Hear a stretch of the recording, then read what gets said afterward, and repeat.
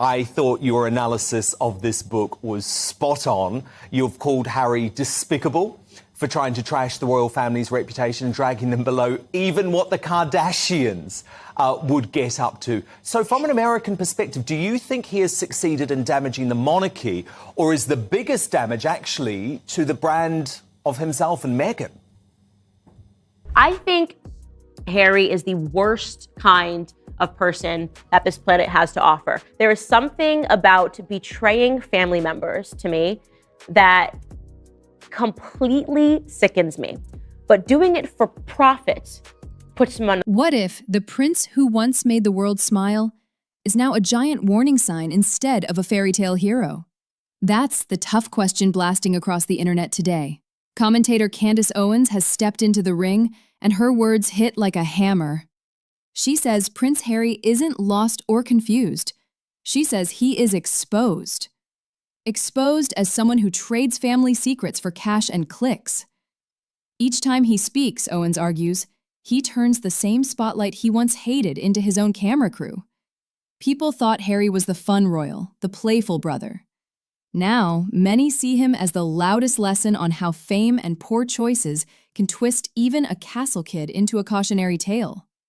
Owens begins by drawing a clear line between being misunderstood and being exposed. In her view, Harry hasn't been misunderstood for a very long time. She believes he crossed that line when he started telling private royal stories for profit.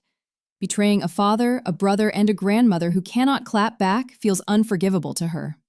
Owens says leaking painful memories would be bad enough, but pocketing millions for each painful detail jumps to a whole new level. She calls it selling sorrow. And she isn't alone. Online comments, once filled with hearts, now drip with eye-roll emojis. Listeners don't see bravery anymore.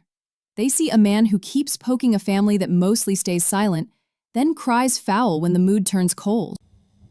Without question, to himself and Meghan, I think that Americans were split 50-50 maybe a couple of months ago when it came to Harry and Meghan. But the problem is that they can't close their mouths and they just keep talking, and it seems more and more petty. I mean, I was early on this. When Meghan and Harry were still in the royal family and living at Frogmore, I wrote an open statement on Twitter, which you can go back and look, that she was going to end up back in the United States and in Los Angeles because I just saw her coming. She's a D-list actress, and all she's ever wanted to do was be invited to A-list events. And she's been a social climber from the beginning. She married somebody the first time to socially climb. And for her, Harry was just an entry ticket into all of those circles. Unfortunately, she found someone. She's not very intelligent. She's not very talented. Nobody in America was watching Suits. She was an actress that was living in Canada. And fortunately for her, and credit to her, she found someone that is dumber than her. And that's the truth, is that Harry's just not a very smart person. To prove her point, Owens opens Harry's book, Spare, and shines a bright light on one weird story. Harry complains that as a boy, he had to share a room with his brother in a 50-room castle. 50 rooms, yet he got the bad half. Owens shakes her head and lets that sink in. How many kids around the globe would scream with joy just to see a castle, let alone live in one? She says this single gripe shows how Harry measures pain at a scale most people can't even imagine. There's more. Frostbitten body parts, broken necklaces, and a brotherly scuffle retold like a tragic play. Listeners no longer hear trauma. They hear whining that feels both clueless and insulting. Owens then moves to one of her sharpest claims. She says Harry has turned every bruise into a brand. She points at a parade of public moments: the Oprah interview, the multi-season Netflix show, the podcast series, the audiobook tour. Instead of stepping back to heal, he steps into new studios, lights up a new set, and retells the same hurt.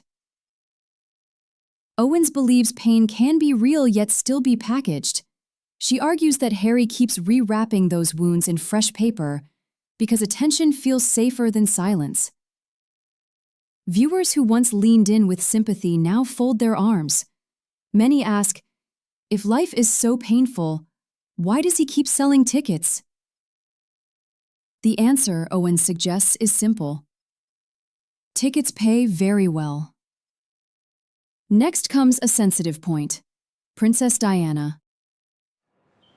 Owens says Harry waves his mother's memory like a shield, blocking critics with a single sentence.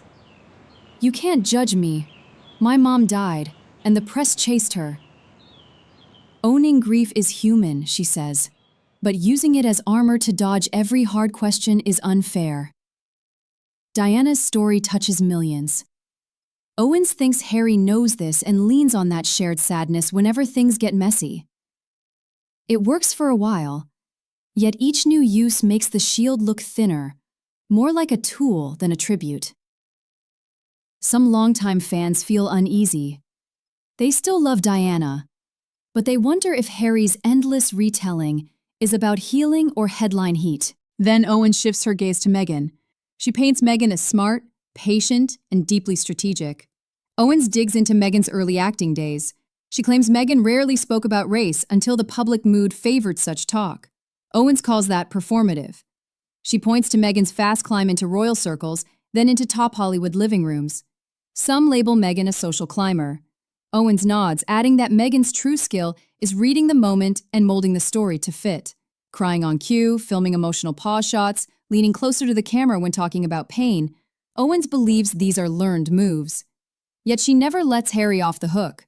He chose Meghan. He stands by her.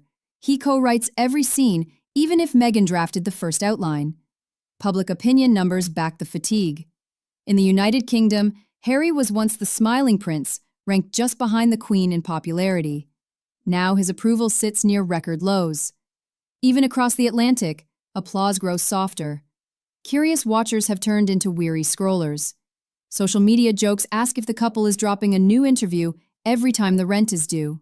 Sympathy has an expiration date, Owens reminds us, and it feels like the sticker on Harry's carton has peeled off.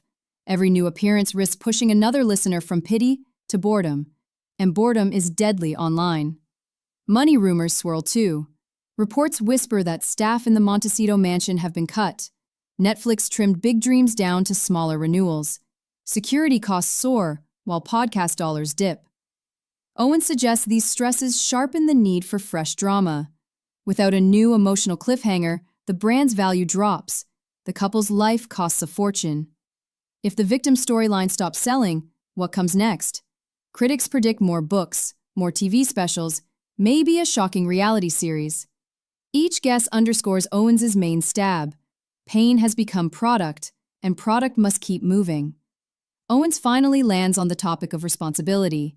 She says Harry is quick to point fingers. The tabloids hunted him. The palace trapped him. His brother bullied him. Yet Harry signed his book deal. Harry sat in the Oprah garden. Harry pressed record on the podcast mic. Personal choice threads through every chapter. If Harry wants real change, Owens argues, he must own that truth out loud. He could call his father. He could meet his brother in private. He could fund mental health programs without cameras. Until then, critics will keep shouting that his loudest fight is not for justice, but for relevance. That thought leads to Owens' chilling final image. She pictures Harry standing on a stage that once held a roaring crowd. Each new speech sounds like the last. Seats empty, row by row. Lights still blaze, but applause fades to scattered claps. The prince keeps talking, truly believing every sentence is deep, while bored listeners check their watches. At some point, Owens says, heartbreak turns into embarrassment, and that is where Harry now teeters. 1 foot in tragedy, 1 foot in cringe, wobbling before an audience with itchy exit fingers. Yet the story isn't sealed shut. Owens admits the world loves a comeback more than a crash. If Harry stopped blaming, if he owned his choices, if he used his platform for honest good without any fanfare, hearts might soften. People can forgive fast when they see true change. The window, though, is closing.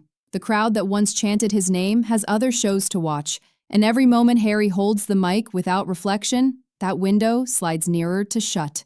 So picture Harry late at night, pacing the Montecito patio, phone in hand, reading new headlines.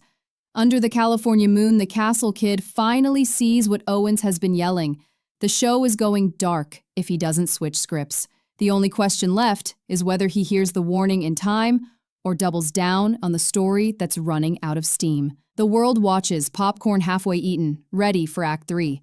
Will it be a redemption arc or just another rant? The next move is his, and the clock is ticking. Meghan Markle just complaining. I was like, didn't she hit the light skin lottery? Some of that she went through was not racism. It was just some in-law. No, they're so racist. They wanted to know how brown the baby was gonna be. That's not racist. Because even black people want to know how brown the baby gonna be. I love them. They're my favorites. You know, reality television in America had kind of died down, and they've brought it back. What if I told you the runaway prince and his Hollywood princess didn't just fall from royal grace, but face planted into meme history because of a single fruit jar priced higher than your phone bill? And every move they make now turns into comedy gold before they can even blink. One fancy pot of jam sparked a tidal wave of jokes, deep fakes, and late-night roasts so relentless it swallowed their whole brand. And the ride only gets crazier from here. Harry and Meghan once looked unstoppable the day they waved goodbye to palace rules. Cameras flashed, fans cheered, and every magazine promised a bright, brave chapter full of good deeds and honest voices. Then Meghan unveiled her American Riviera Orchard Jam. Handmade labels and sky-high price tag. The jars were cute, sure, but each tiny pot cost more than a full grocery cart. Jaws dropped, hashtags lit up, and late-night hosts rushed to christen it Jamgate. I happen to love Meghan Markle. I love her. She took down the royal family, single-handedly took down the royal family. The Spanish couldn't do it. The French couldn't do it. Our little Meghan Markle walked in there. She walked into that palace and went, no, that looks stupid. Who's that, your grandma? Fat? She's fat. Get our shit. We're Audi 5G. Things got stickier when reporters dug deeper and learned Meghan's trademark forms were missing a single signature. One blank line on a sheet of paper turned a sweet launch into a sour mess. Talk shows laughed that even the label wanted to run away. Questions piled up. If they can't handle jam paperwork, how will they tackle a whole lifestyle empire? Comedians smelled fresh bait and pounced. One night, a host wheeled out a big, bright, royal rumor wheel. The arrow spun past wild choices. Harry opens a yoga studio. Meghan joins Real Housewives. Royal Corgi starts a podcast. And the crowd howled. None of it was real, but that didn't matter. A punchline travels faster than a fact, and laughter sticks. Deep fake clips poured gasoline on the fire.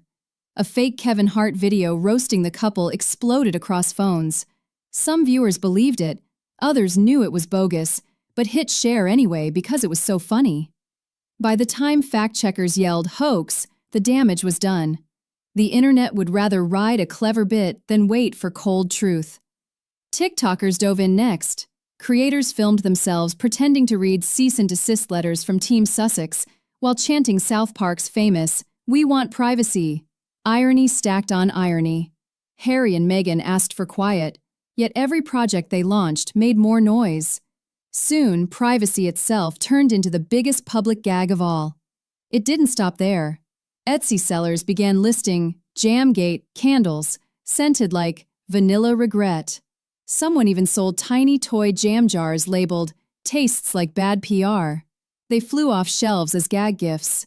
The couple's own product was outshined by parody versions, and fans started unboxing faux jars for views. When your critics earn money from mocking you, the joke hits twice as hard. I watched the Harry and Meghan Netflix documentary.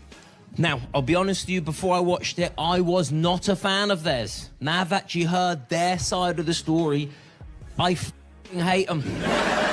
Good Deeds tried to push through the chatter. Harry released a film honoring wounded soldiers finding hope in sports. The project was noble and heartfelt, until someone layered cartoon bugle sounds over a clip and slapped on a banner that read, "Live from the Spare Room Tour." The moving scene drowned under giggles, and viewers remembered the joke, not the mission. Meghan teased a cooking series next. The trailer showed her picking roses, kneading dough, and smiling beside Harry. But every headline still shouted about jam prices. Comment sections snarked. Does the bread come with a trademark too? The show hadn't even aired, and it was already the punchline to its own ad. Polls painted a brutal picture. In Britain, Meghan's favor numbers dropped to record lows. A US survey found most folks felt just tired. One grinning pundit on morning TV dubbed the couple the world's most boring, least profitable brand. The words stung, but worse, many viewers nodded along while sipping coffee. Ginger Royal meets fit American actress. She then discovers that everything is so unfair. He then discovers that racism is actually a bad thing. Backstage, image coaches begged the duo to disappear for 6 months. Do real charity work, they pleaded. Skip the cameras, let silence breathe, earn back goodwill. Yet, silence is hard when deals need buzz and causes need clicks. Before one launch cooled, another popped up, serving fresh bait for late-night monologues. Even sponsors felt the tremor. One company backing Meghan's wellness line printed a tiny warning on its contracts. Please do not remix this ad into Bravo clips. They knew it would happen anyway. In meme culture, every video is fresh clay, waiting for wild edits. A serious message can turn into a dance challenge before lunch. Comedians kept swinging. One cracked, if Meghan cured cancer, Twitter would still claim she trademarked it. The audience exploded, not because it was fair, but because it felt believable in meme land. When a punchline lands that hard, facts limp far behind. The pattern turned ruthless. Harry and Meghan speak, audiences joke. The pair respond, laughs grow louder. The snowball speeds downhill, erasing space for honest talk.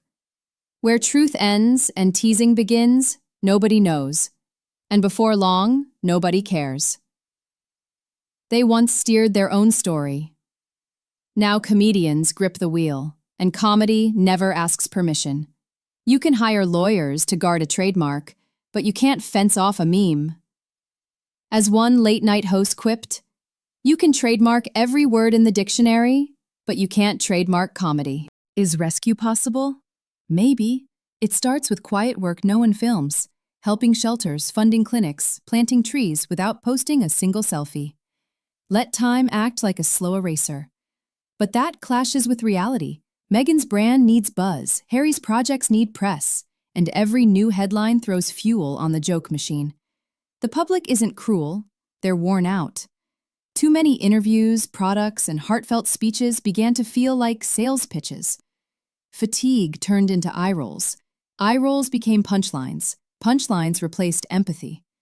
Imagine a kid in 10 years asking, "Who is Prince Harry?" instead of war hero or mental health champion. The answer might be, "Oh, the guy with the jam, right?" That's the lasting power of jokes online. They sprint faster than facts and stick longer, too. Newcomers to the saga no longer see the couple through documentaries or speeches. They meet cartoon skits, parody songs, and endless memes. The first impression is laughter, and first impressions are sticky. Every time Harry or Meghan tries to speak earnestly, the crowd hears a setup for the next gag. Even family milestones get hijacked. A sweet black and white photo of their daughter turned into meme fodder within hours. Users slapped on speech bubbles, "I trademarked nap time." The line between personal and public disappeared, replaced by one giant punchline. So can Harry and Meghan flip the script? Maybe, but it would demand more than another Netflix deal. It would take months of silence, steady deeds, and almost heroic patience. They'd have to let the spotlight cool and prove without words that their causes matter more than their brand. Until then, every move looks like another chapter in the comedy saga. Late-night writers keep joke files labeled Spare Room Tour, podcasters prep routine roast segments, and TikTok creators wait with editing apps open. The laugh track never stops, it only pauses for breath. Now it's your turn. Which gag hit hardest? Which parody nailed the chaos best? Can the couple ever steal back their story? Drop your thoughts below, smash that like, and keep watching. The next trademark twist could drop any second, and you do not want to miss the punchline.